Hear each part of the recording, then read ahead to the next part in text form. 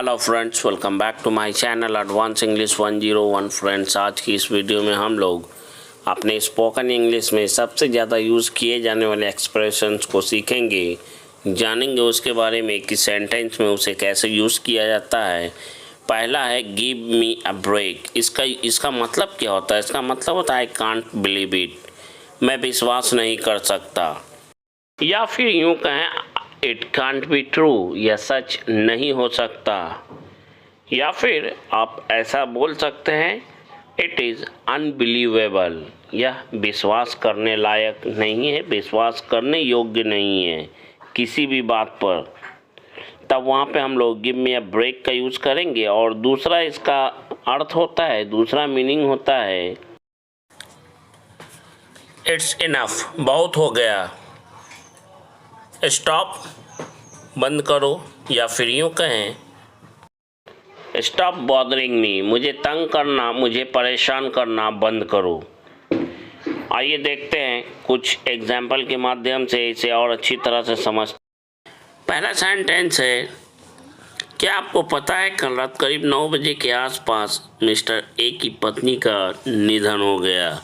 यह सेंटेंस एक के बाद एक आएगा और आप इसके कंडीशन को समझिएगा कि कहाँ पे क्या यूज़ हो रहा है। Do you know that Mr. A's wife passed away last night around 9 o'clock। मुझे तो विश्वास ही नहीं हो रहा है, 2 दिन पहले ही मैं उनसे मिला था, वो तो एकदम चंगी भली थी।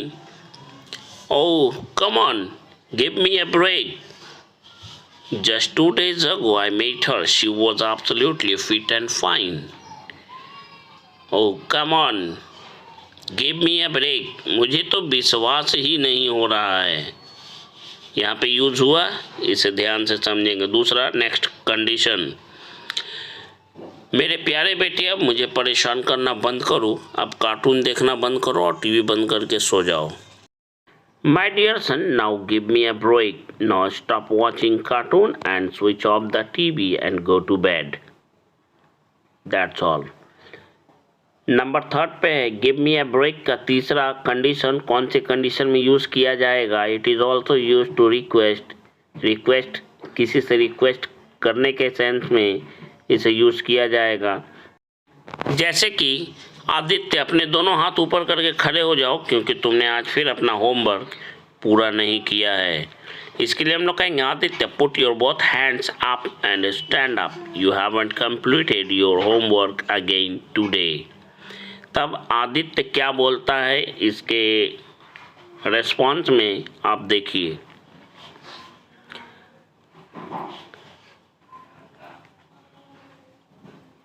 इस दोनों सेंटेंस को यहाँ पे ऐड किया गया है। पहला सेंटेंस है हमारा Aditya put your hands up and stand up because you haven't completed your homework again. तब आदित्य बोलता है सर आप इतनी कठोर मत बनिए, कल मेरी तबीयत ख़राब थी इसलिए मैं अपना होमवर्क पूरा नहीं कर सका। रिक्वेस्ट है यहाँ पे, इसलिए देखिएगा ध्यान से। Sir give me a break, yesterday I was unwell, I was feeling out of weather, that's why I couldn't complete my homework। Next है what a coincidence, क्या इत्तेफाक की बात है। what a coincidence, सेंटेंस कितनी इत्तेफाक की बात है, हम लोग एक ही गांव से हैं, इसके बावजूद हम लोग एक दूसरे को जानते तक नहीं। इस सेंटेंस को बोलने के लिए हम लोग कहेंगे what a coincidence, we belong to the same village, in spite of that we don't even know each other। ये केवल 2 आदमी के बीच की बात हो रही है यहाँ पे, तब each other का यूज़ करेंगे। ध्यान से सुन लीजिए। 2 से अधिक के लिए वन अनदर का यहाँ हमने दोनों डाला है। 2 के बीच भी हो सकता है, 2 से अधिक के बीच भी हो सकता है। 2 के लिए each other, 2 से अधिक के लिए one another. What a coincidence, we belong to the same village, in spite of that we don't even know each other or one another। The next one is कितनी इत्तेफाक की बात है, मेरी पत्नी का नाम भी माहिरा है।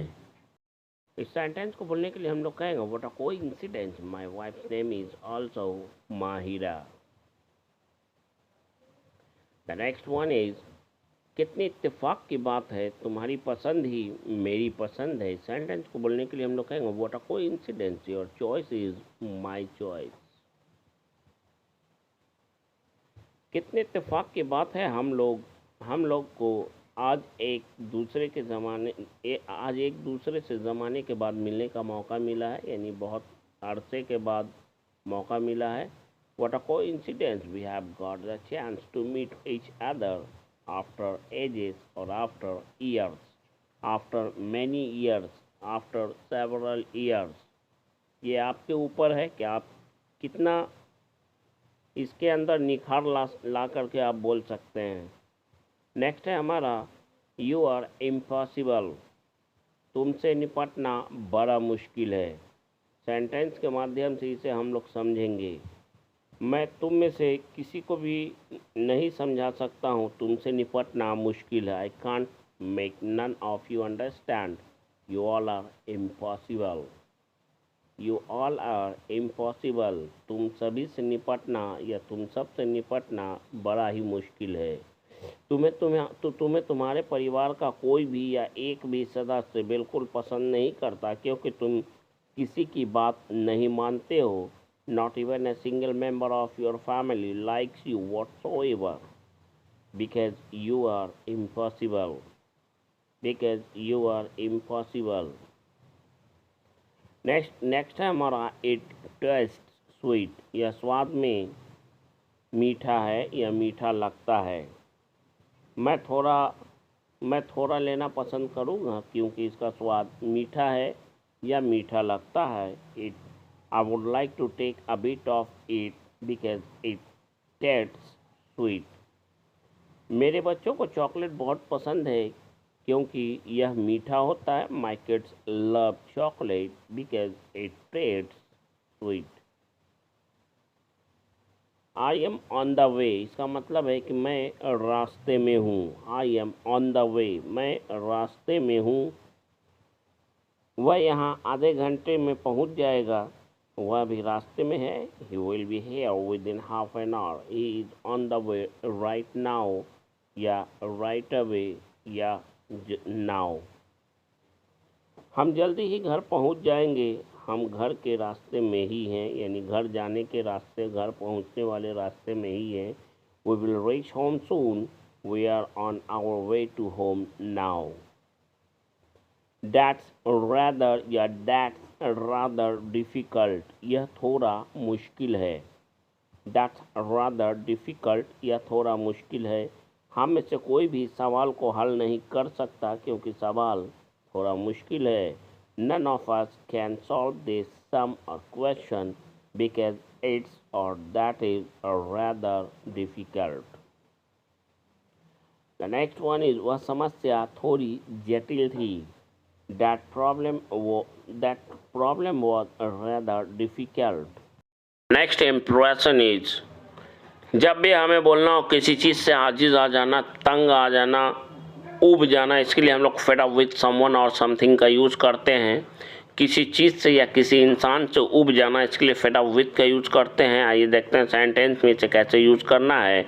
मैं इन सब बातों से या इन सब चीज़ों से तंग आ चुका है। I am fed up with all this things. मैं उसे अब और बर्दाश्त नहीं कर सकता क्योंकि मैं उससे तंग आ चुका हूँ। I can't stand him या tolerate him any longer because I am fed up with him. Give me a hand, इसका मतलब होता है मेरी मदद करो, या give a helping hand to me, ऐसा भी बोल सकते हैं। मेरी मदद करो, give a helping hand का मतलब होता है मदद करना। give me a hand का मतलब मेरी मदद करो। इन्हें गरीबों को खाना खिलाने में मेरी मदद करो।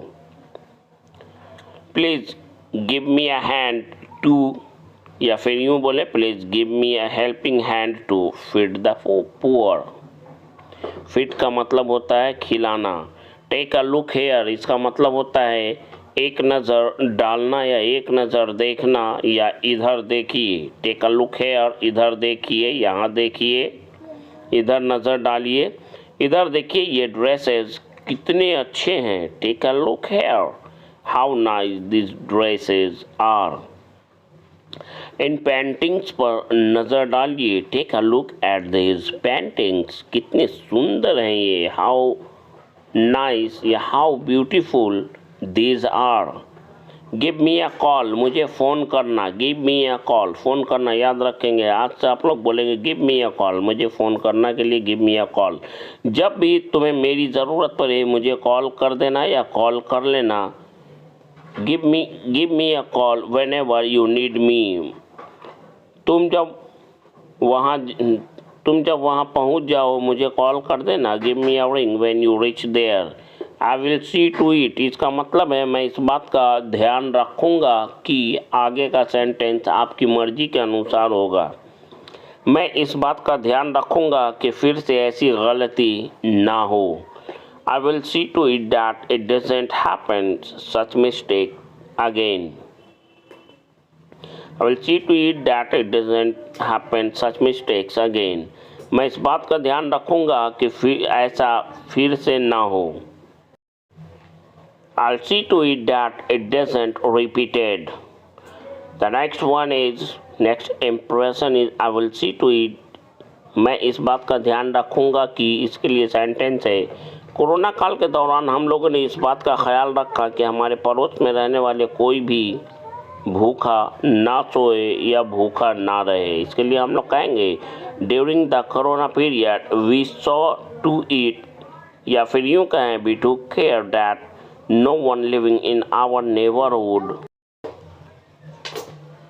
शुड स्लीप हंग्री और रिमेन हंग्री।